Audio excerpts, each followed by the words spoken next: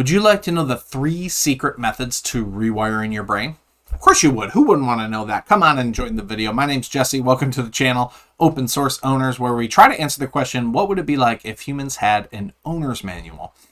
So the 3 secret methods really are based around reprogramming, right? And these reprogramming, why we need to reprogram our brain has to do with the other video that I'll link to somewhere around this video.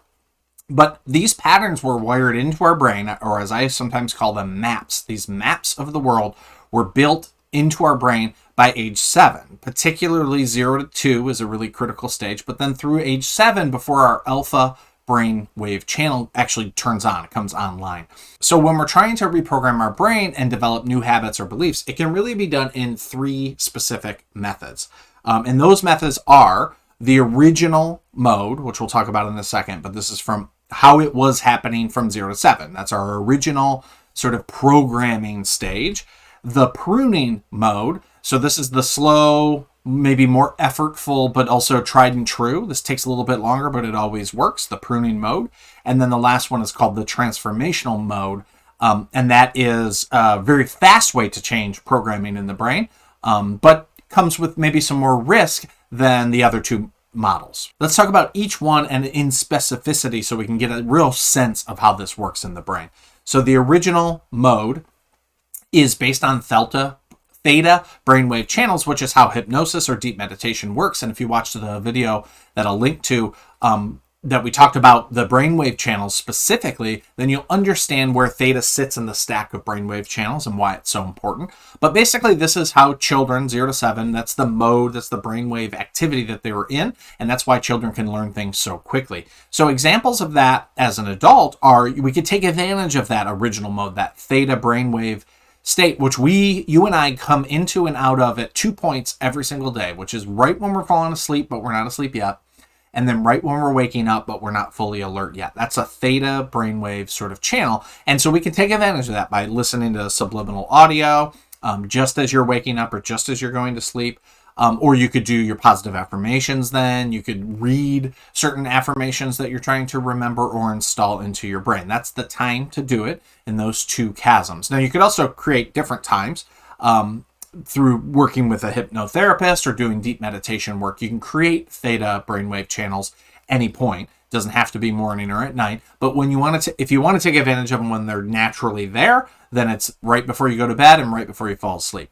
Working with a hypnotherapist, try to get somebody who's actually, really well regarded in their, with their reviews, Yelp reviews or whatever. You want to get a real expert in hypnotherapy, not necessarily somebody who's just trying it out for the first time. So find somebody who can really make the needle move in terms of like results in your life. That's always my suggestion. Dr. Joe Dispenza creates a course that uses really all 3 of these methods, but his courses are very transformational, and they use the original method as well as the pruning method, and also his courses are very transformational from what I've heard. I've never taken one, but he uses the transformational mode, but also the original mode to do sort of rewiring of the brain pretty quickly. So within a 4 or 5 day course, you can come back from that kind of having a new map in your brain, kind of having a new installed code or software, if you want to think about it. So this is the original mode. It takes advantage of the theta brainwave state. We learn very easily in this state. We can install new programs into our subconscious brain pretty quickly in this state.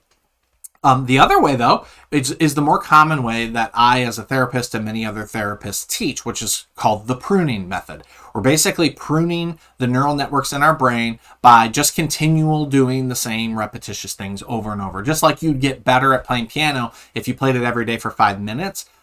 That's the pruning method. You're building a map of how to play the piano in your brain by just repetition over and over and over, okay? So this takes advantage of the beta, so the active mind mode, and the alpha, the ability of your logical center to sort of drive behavior change. So your focus, your ability to say you're going to do something and then follow through with it. So that's what the beta and the alpha phases are taking advantage of. Now, this is repetitive habituation of doing something over and over and over again. So examples, anything you make a habit of has taken advantage of the pruning mode. So you already kind of know this mode, I'm guessing. But so anytime you've formed a new habit, or you've gotten good at driving when you weren't good at driving, or tying your shoes when you weren't good at tying your shoes, speaking English when you didn't speak English, all those are habits that are neural correlates. We've pruned together a brand new neural network in the brain, and then it gets easier and easier as we do it.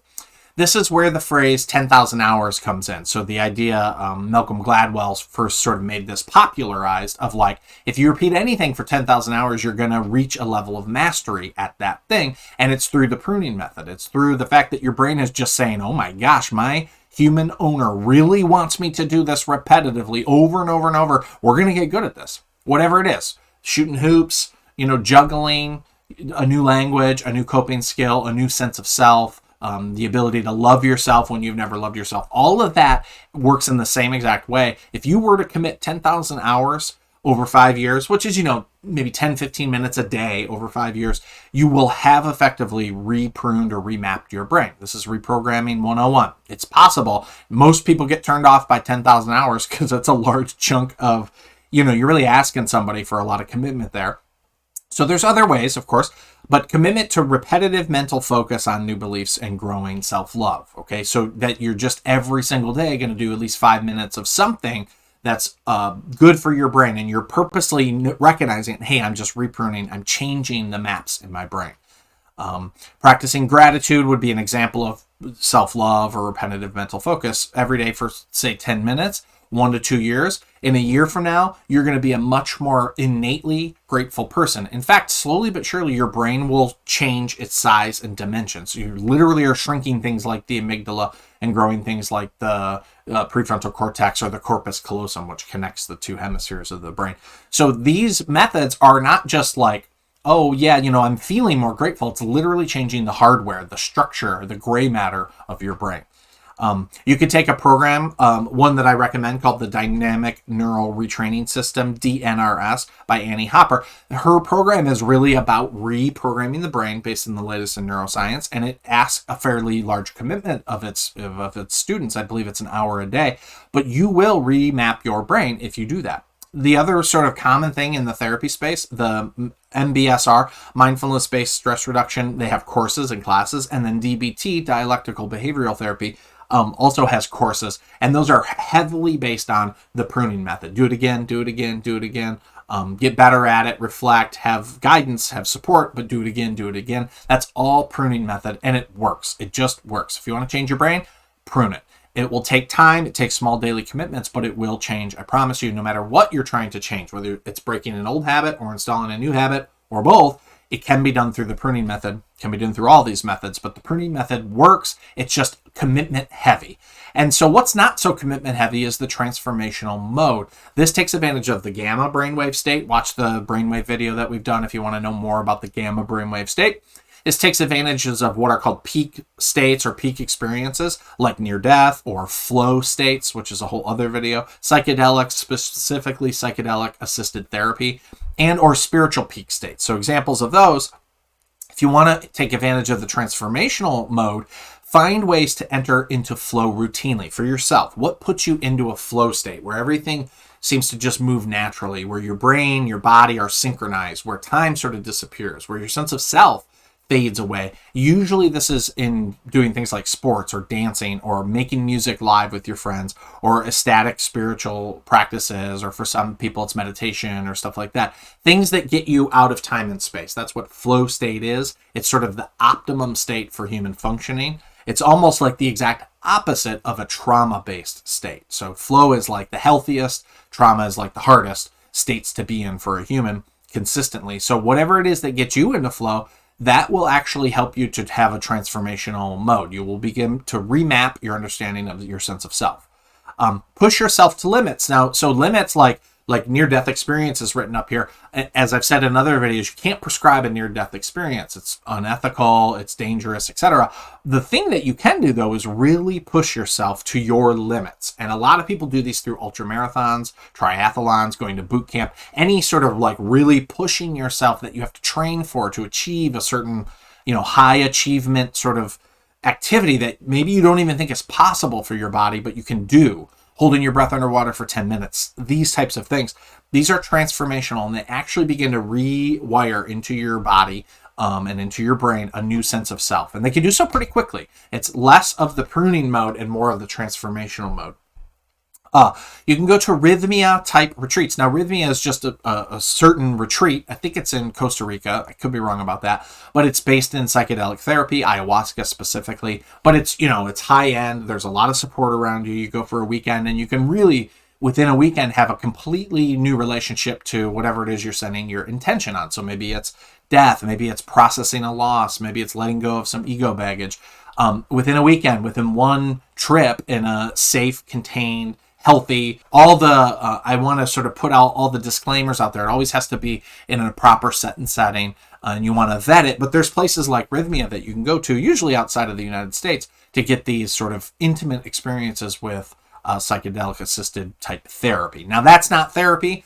There are psychedelic assisted therapies, and that's actually what I recommend because it's a little more regimented. It's a little more regulated.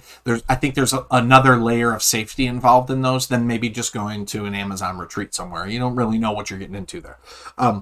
Now, the other thing that can do this is like month-long type meditation retreats. Specifically, Kundalini Yoga is engaged in transformational change. And then, of course, just psychedelic-assisted therapy or using psychedelics on your own. Just be careful with that because it can be, just as transformation can be positive, it can also be destabilizing, and we don't want that. We don't want to cause more trauma or more confusion in somebody's psyche. We want to actually make things make more sense and bring wholeness to who that person is or what their goals are. So those are the 3 methods. I hope you enjoyed that. If you want to know more, please consider downloading the free-to-you 60-page ebook that I wrote called The Owner's Manual Part 2, all about the learning and the knowledge aspect. A lot of what we do these videos on comes from this sort of book. So if you're interested in it, it's free. Just put in the link below. Give us your email. We'll send it right to you. I hope that you enjoyed this video. That was the 3 secret methods to rewiring your brain. I want people to feel empowered because you are the owner of yourself. You actually can rewire the brain. Now, it's impossible if you don't know about it, but it's totally possible if you do know about these 3 methods. And then you just pick 1 or 2 and you start to pursue them. See where you're at in 21 days. I mean, the whole rewiring process, you start to notice like real world changes within 21 days. If you're doing a rewiring pruning method or the original method, you'll see it pretty quickly. Now, will it change your whole life in 21 days? No, but 60 days, 90 days, a year, then you start to actually be reprogramming things, and your brain and yourself and your psyche and your fate is taking a different pathway. And so that's what begins to happen over time. I hope this was useful to you. Share this if you're interested. Like, comment, subscribe, all the things. Thank you so much. We'll talk to you in the next video. Bye-bye.